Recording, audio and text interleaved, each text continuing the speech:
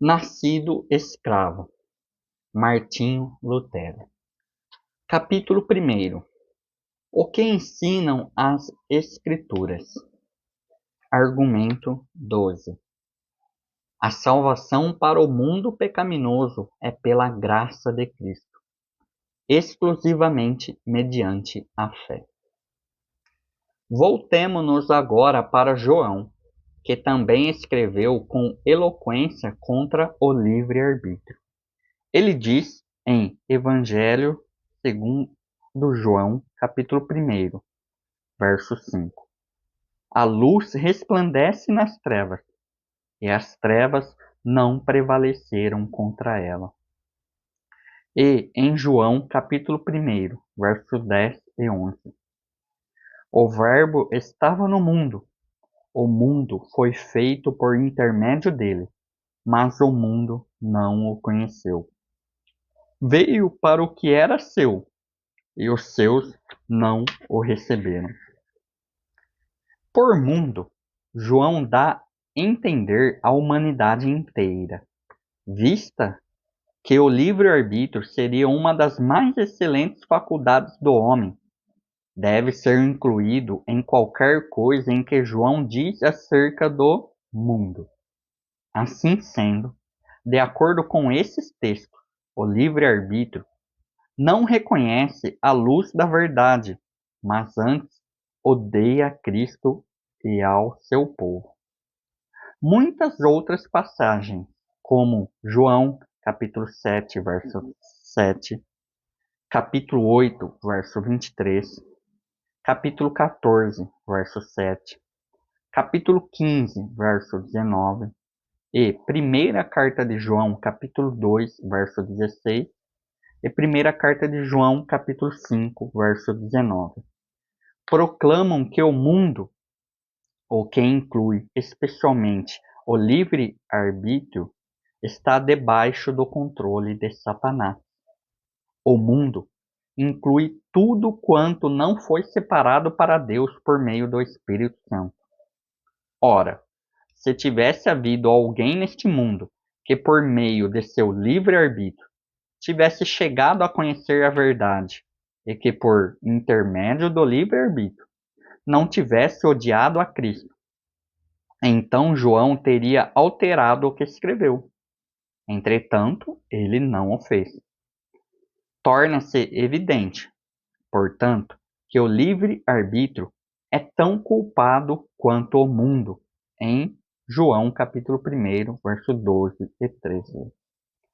O mesmo apóstolo prossegue: mas a todos quantos os receberam, deu-lhes o poder de serem feitos filhos de Deus, a saber, aos que creem no seu nome, os quais não nasceram do sangue, nem da vontade da carne, nem da vontade do homem, mas de Deus.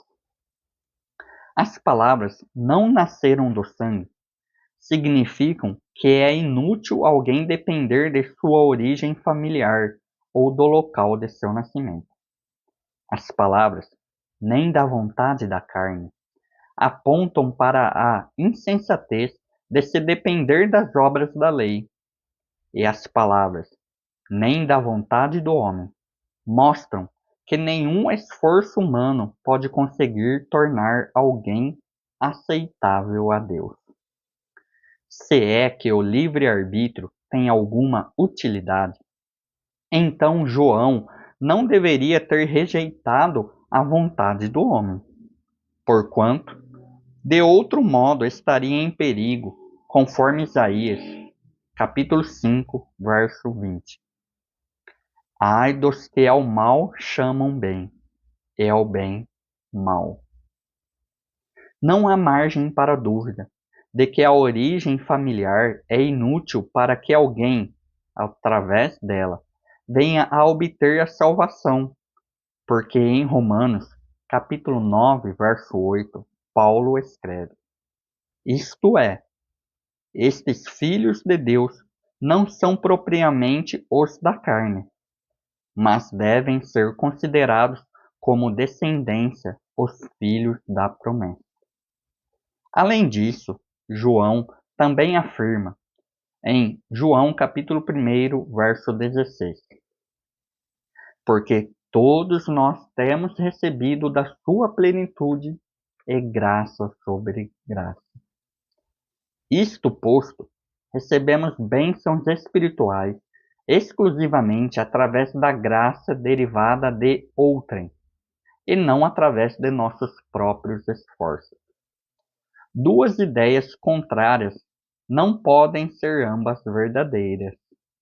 É impossível que a graça divina seja tão sem valor que qualquer um, em qualquer lugar, seja capaz de obtê-la.